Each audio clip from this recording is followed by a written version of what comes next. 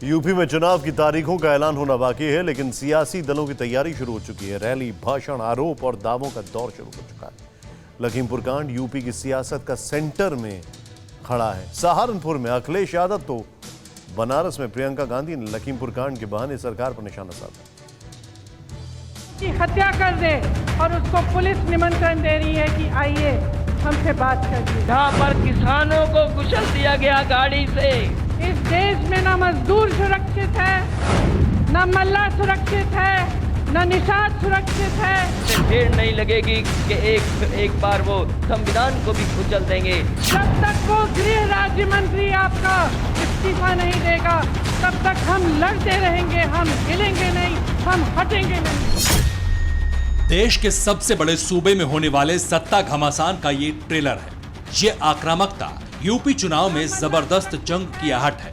विपक्षी नेताओं का सरकार पर ये एक मुश्त प्रहार होने वाले वोट वॉर की शुरुआत है। अखिलेश यादव भी उतर चुके हैं और लखीमपुर कांड के बहाने प्रियंका गांधी भी डेरा जमा चुकी हैं उत्तर प्रदेश में।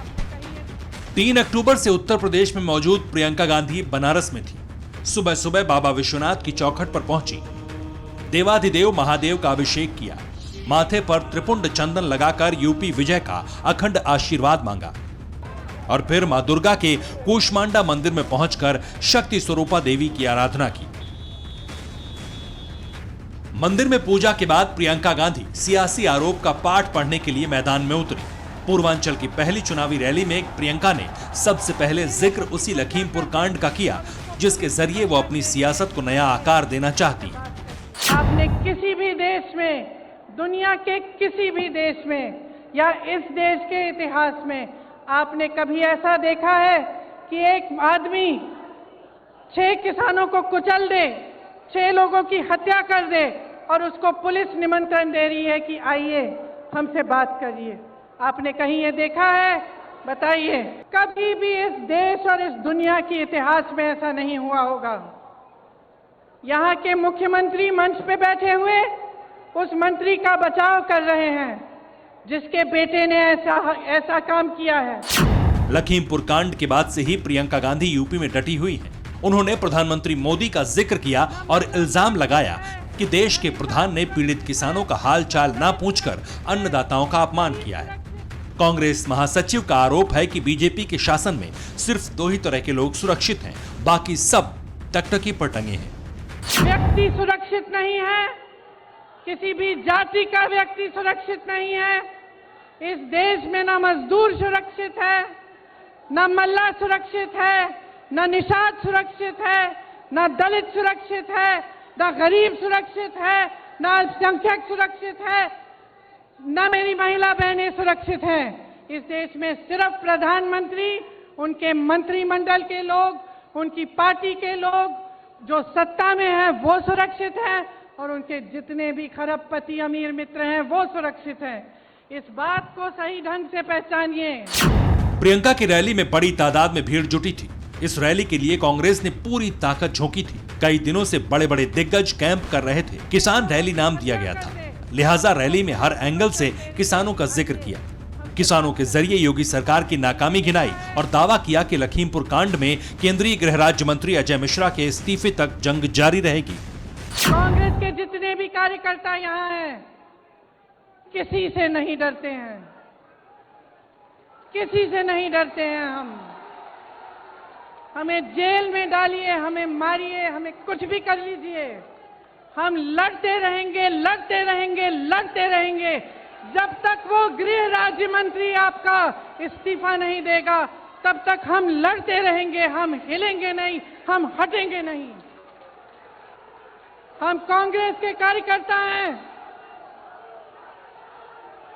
हमारी पार्टी ने इस देश की आजादी की लड़ाई लड़ी है, हमें कोई चुप नहीं कर सकता। बनारस से 1000 किलोमीटर दूर अखिलेश यादव सरकार विरोधी मोर्चा संभाले हुए थे। सहारनपुर में खड़े समाजवादी नेता ने भी लखीमपुर कांड का जिक्र कर किसानों की फिक्र की और सरकार पर प्रहार किया। जहाँ पर किसानों को कुचल दिया गया गाड़ी से, गाड़ी के टायरों से किसानों को कुचला गया, वो किसानों को तो कुचला ही गया है, लेकिन उसके साथ साथ कानून को भी कुचलने की तैयारी थी।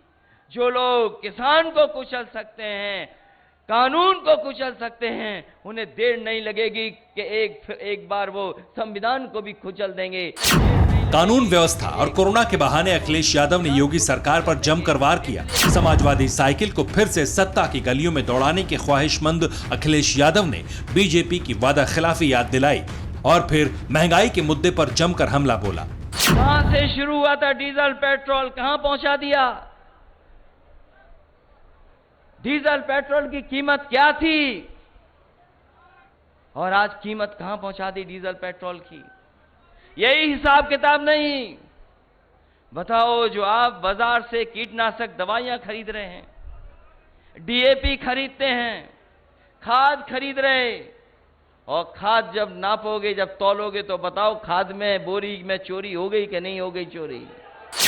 मंच से उतरते उतरते समाजवादी नेता ने ऐलान कर दिया कि बीजेपी को रोकने के लिए फिर से गठबंधन करने के लिए तैयार है। कुछ भी कर सकते हैं भारतीय जनता पार्टी के लोग, इसलिए सावधान रहना। यूपी के चुनाव के लिए कुछ भी कर सकते हैं ये लोग, इसलिए सावधान रहना और समाजवादियों की मदद करना।